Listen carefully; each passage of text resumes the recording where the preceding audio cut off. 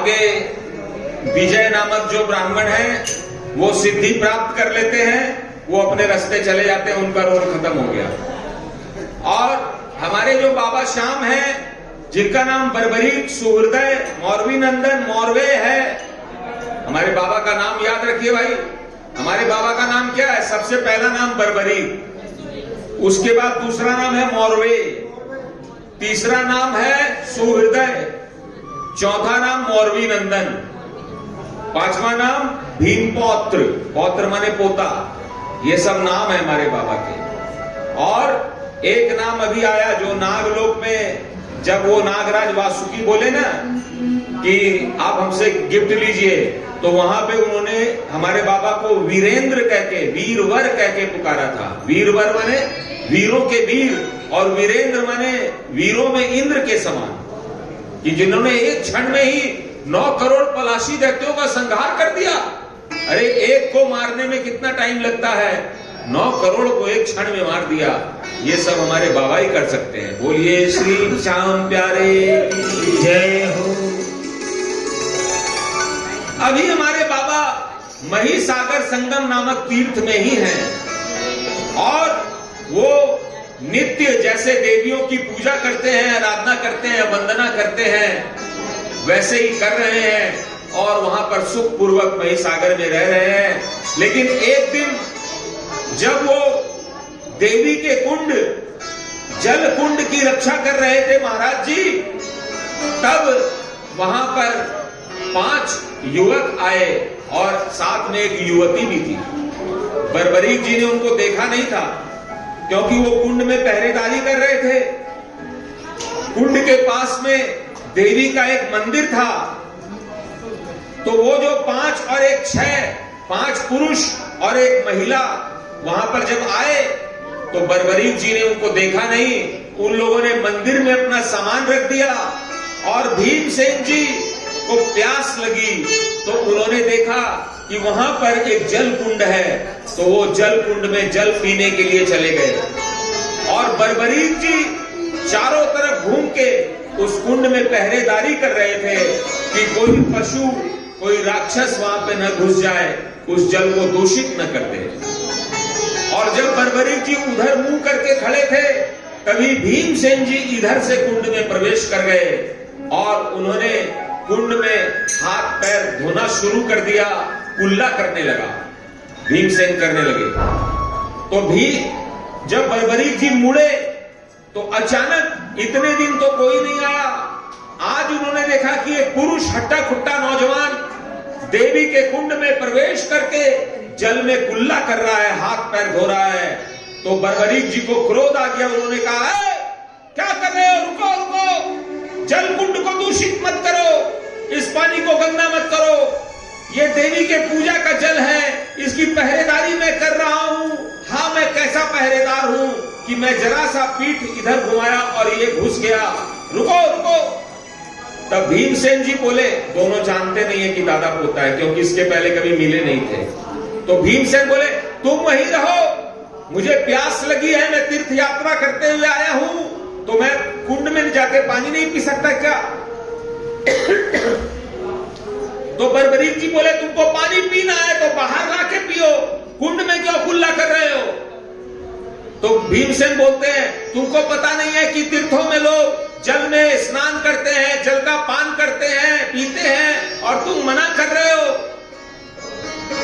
तो बर्बरीक जी बोले, अरे ये देवी का जल, इसमें पूजा का जल है, इससे मैं देवी के लिए प्रसाद बनाता हूं, उसमें तुम कुल्ला करके दूषित क्यों कर रहे हो? तो भीमसेन बोले, चुप रहो, मैं तो करूंगा। बर्बरीक जी को गुस्सा आया, उन्होंने एक पत्थर उठा के भीमसेन जी को मारा, तो भीमसेन जी ऐसे हट गए तो पत्थर इधर से निकल गया। ये देखिए, मैं जो बोल रहा हूं ना, मैं अपनी तरफ से कुछ नहीं कह रहा हूं, इस ग्रंथ में लिखा हुआ वही सब बोल रहा हूं। एक बार जोरदार तालियां हो जाए। इधर से वो पत्थर निकल गया। तब हमारे बाबा को आ गया गुस्सा। दोनों कभी मिले नहीं थे आज तक, जन्म से लेके आज तक देखा नहीं था एक दूसरे को।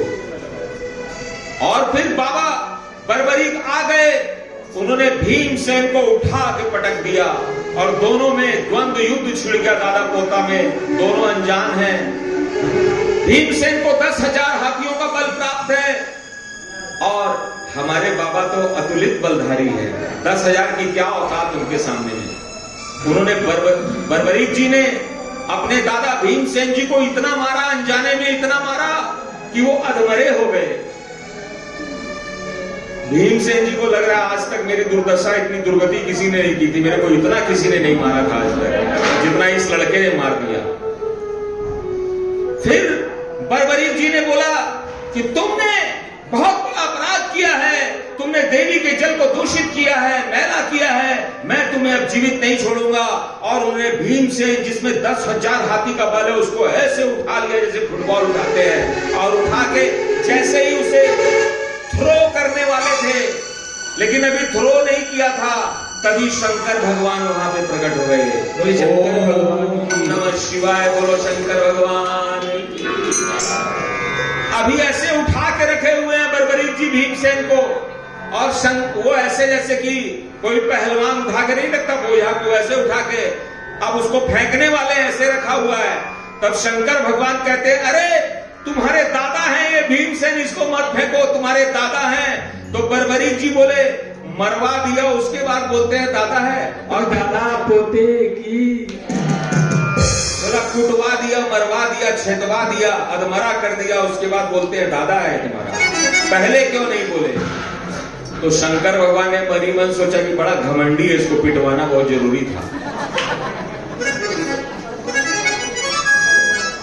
क्योंकि भीमसेन का घमंड बहुत ज्यादा था, उनको बल का बहुत घमंड था।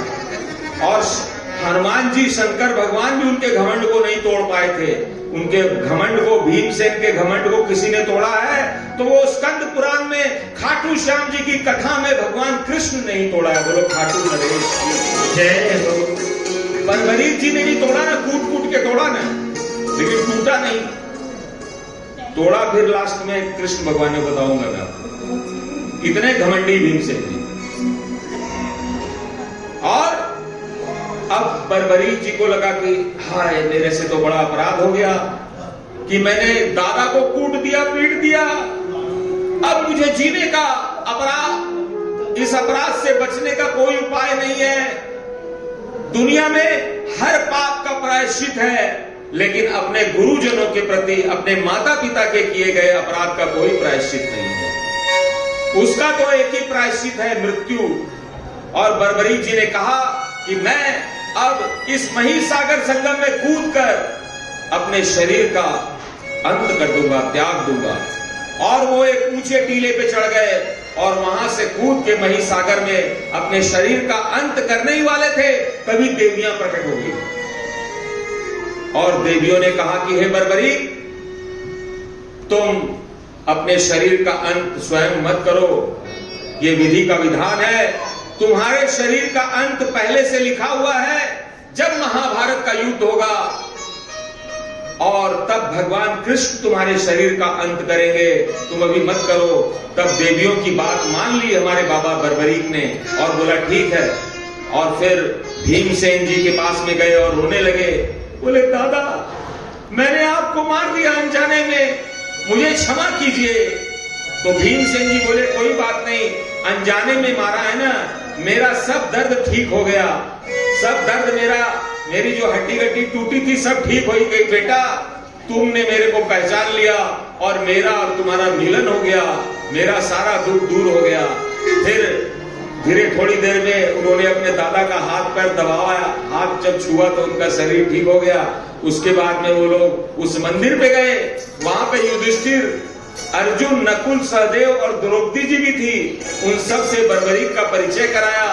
तब भीमसेन ने बोला कि हाँ, अब मुझे मार खाने के बाद में याद आ रहा है कि कृष्ण ने बोला था कि महिसागर में बर्बरीक रहता है, लेकिन हम लोग जो है काल के वश में होकर भूल गए कि तुम यहाँ रहते हो, तुमको पहचान नहीं पाए, इसलिए मार खाना पड़ गया। और सुन लीजिए, श्याम बाबा की कथा आप लोग को आनी चाहिए।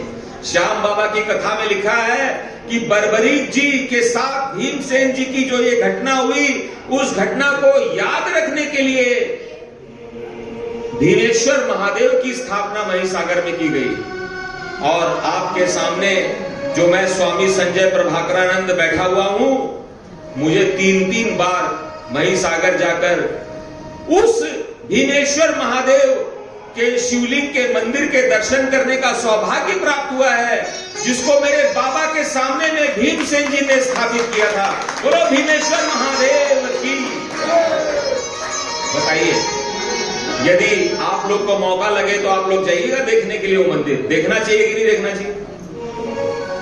एक बार देखना चाहिए कि नहीं देखना चाहिए? देखना चाहिए। एक ऐसा मंदिर है जिसको श्याम बाबा ने बर्बरीक के रूप में अपने दादा भीमसेन, युधिष्ठिर जी, अर्जुन जी, नकुल, सहदेव और द्रौपदी के सामने में मिल बैठ के बनवाया हो। उस मंदिर को आप लोग को आज तक छुपा के रखा गया। आप लोग को दर्शन करना चाहिए कि नहीं करना चाहिए? करेंगे, कभी मौका लगेगा मेरे से एड्रेस ले लीजिएगा। और जिनको मेरा नंबर चाहिए वो बाहर में जो लगा हुआ है ना स्टैंडी, इसमें अपने मोबाइल में गूगल में जाके QR कोड स्कैन कर लीजिएगा।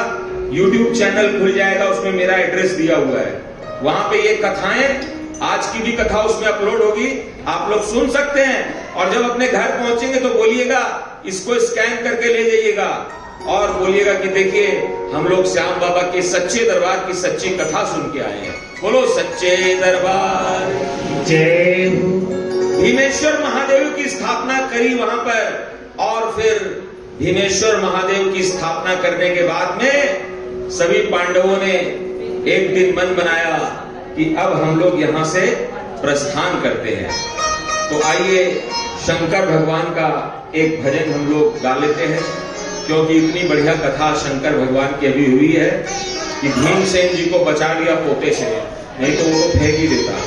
बोलो शंकर भगवान की जय। F sharp minor.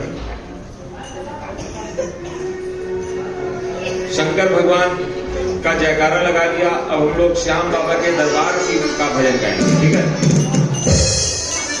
दरबार सुंदरम श्रृंगार सुंदरम,